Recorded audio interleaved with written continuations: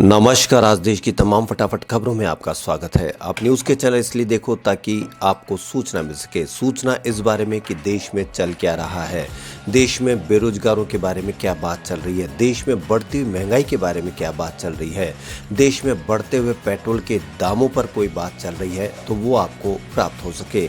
लेकिन यदि इनके बारे में किसी भी मीडिया चैनल पर बात नहीं हो रही है तो आप एक बात ध्यान रखें और इस पर विचार करें कि इससे आपको क्या फायदा हो सकता है या क्या नुकसान हो सकता है।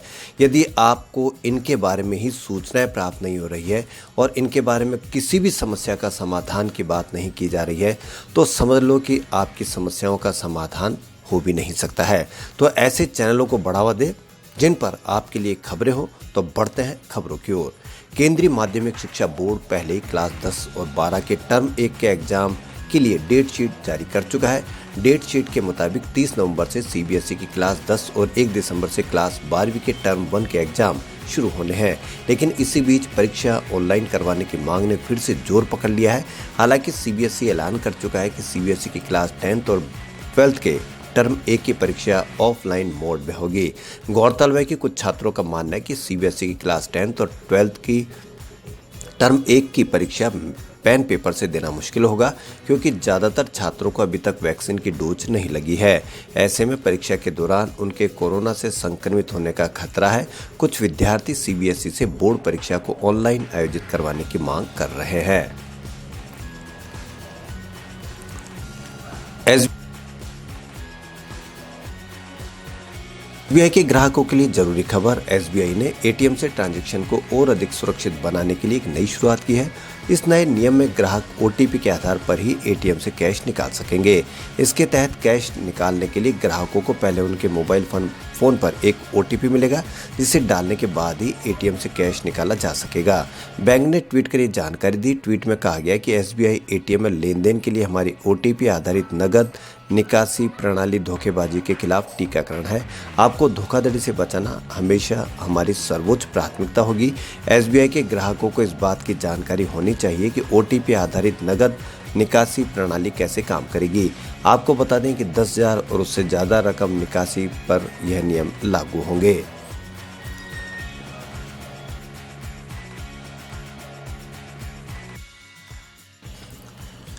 आर्यन खान ड्रग्स केस को लेकर बॉम्बे हाईकोर्ट में सुनवाई शुरू हो गई है। इस हाई प्रोफाइल मामले में बॉम्बे हाईकोर्ट में मंगलवार को बहस पूरी नहीं हो सकी थी। नारकोटिक्स कंट्रोल ब्यूरो ने 2 अक्टूबर को मुंबई के कार्डलिया क्रूज शिप पर छापेमारी के दौरान आर्यन खान और अन्य लोगों को गिरफ्तार किया था। सेशन कोर्ट और मजिस्ट्रेट कोर्ट से उनकी जमानत अर्जी खारिज हो चुकी है। फिलहाल वो मुंबई के आर्थर रोड जेल में बंद है। हाईकोर्ट में मंगलवार को सुनवाई के दौरान आर्यन की ओर से पूर्व अटॉर्नी जनरल और वरिष्ठ अधिवक्ता मुकुल रोहतगी पेश हुए थे। उन्होंने आर्यन को जमानत दिए जाने की वकालत करते हुए कहा कि वो ग्राहक नहीं था, न ही उसके पास से कोई ड्रग्स बरामद हुआ। ड्रग्स का सेवन भी उसने नहीं किया था, इसलिए गिरफ्तारी ही गलत है।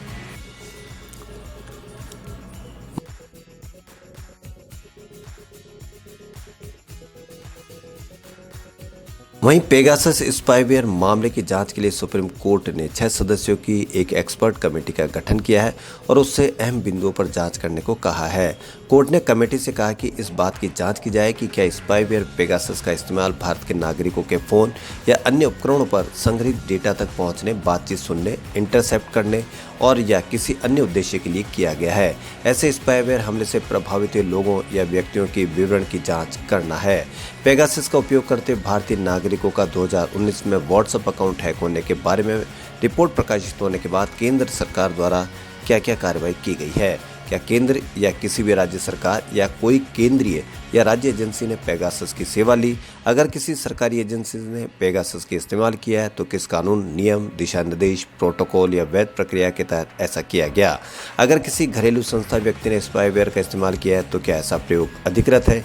इसके अलावा कोई अन्य मामला या पहलू जो उपरोक्त संदर्भ की शर्तों से जुड़ा हो।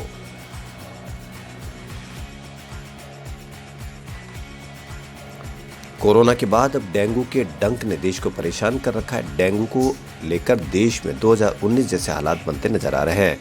अब देश में डेंगू के सबसे ज्यादा मामले रिपोर्ट हुए थे। वर्ष 2019 में अक्टूबर तक देश में डेंगू के 1,14,000 मामले रिपोर्ट हुए थे। इस साल की बात करें तो अब तक 85,000 मामले रिपोर्ट हो चुके हैं। आबादी के लिहाज से देश के सबसे बड़े राज्य उत्तर प्रदेश में अब तक सर्वाधिक डेंगू के मामले दर्ज हुए हैं। यूपी में करीब 13,000 मामले सामने आए हैं, जबकि महाराष्ट्र और पंजाब में करीब 9,000 मामले रिपोर्ट हुए हैं। राजस्थान और गुजरात में करीब 6,000, हरियाणा में करीब 2,000, देश की राजधानी दिल्ली में 1,200 डेंगू के मामले अब तक सामने आए हैं। इस साल अब तक देश में डेंगू के कारण 49 मरीजों की मौत हुई है। सबसे ज़्यादा 22 मौतें महाराष्ट्र में हुई है। राजस्थान में 13 और यूपी में 7 मरीजों की जान गंवाई है। दिल्ली में कोविड-19 की वजह से बंद किए गए सभी स्कूल अब फिर से खुलने जा रहे हैं। दिल्ली के डिप्टी सीएम मनीष सिसोदिया ने कहा कि स्कूल 1 नवंबर से सभी स्कूल खोले जा सकेंगे।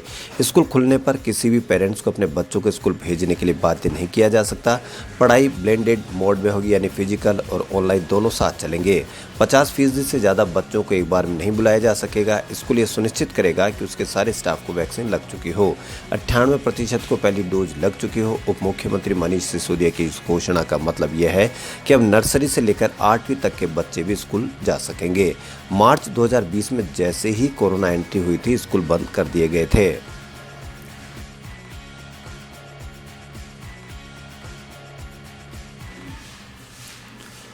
मुंबई क्रूज ड्रग्स पार्टी मामले में जांच कर रही एनसीबी के अधिकारी समीर वानखेड़े ने आज महाराष्ट्र के मंत्री नवाब मलिक के आरोपों का जवाब दिया है। दरअसल नवाब मलिक ने आज निकाहनामा शेयर किया था, जिसमें उनका नाम समीर दाऊद वानखेड़े लिखा हुआ था। नवाब मलिक के आरोप पर समीर ने जवाब दिया कि मैं जन्म से हिंदू हूं और एक दलित परिवार से आता हूं। आज भी हिंदू हूं, कभी धर्म नहीं बदला। भारत सेक्युलर देश है और मुझे इस पर अभिमान है। मेरे पिता हिंदू हैं और माँ मुस्लिम थी। मैं दोनों से प्यार करता हूँ। मेरी माँ मुस्लिम थी और वो चाहती थी कि मैं मुस्लिम पद्धति से शादी करूं, इसलिए मैंने माँ की खुशी के लिए शादी की। लेकिन उसी महीने मैंने स्पेशल मैरिज एक्ट के तहत शादी रजिस्टर करवाई, क्योंकि जब दो अलग अलग धर्मों के लोग शादी करते हैं तो स्पेशल मैरिज एक्ट के तहत रजिस्टर होती है। इसमें धर्म नहीं बदलता। बाद में कानूनी तौर पर डाइवर्स भी हुआ। अगर मैंने कोई धर्म बदला है तो नवाब मलिक उसका सर्टिफिकेट दिखाए।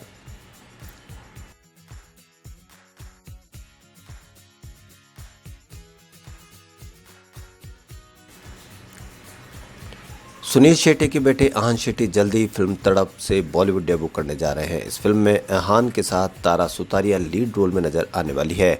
हाल ही में फॉक्स स्टार स्टूडियोज द्वारा फिल्म का ऑफिशियल ट्रेलर जारी कर दिया गया है, जिससे दर्शकों का पॉजिटिव रेस्पॉन्स मिल रहा है। तारा सुतारिया ने हाल ही में फिल्म का ट्रेलर रिलीज होने की अनाउंसमेंट की है। फिल्म के ट्रेलर में रोमांस, ड्रामा, जबरदस्त एक्शन और जुनून से भरी कहानी देखने को मिल रही है।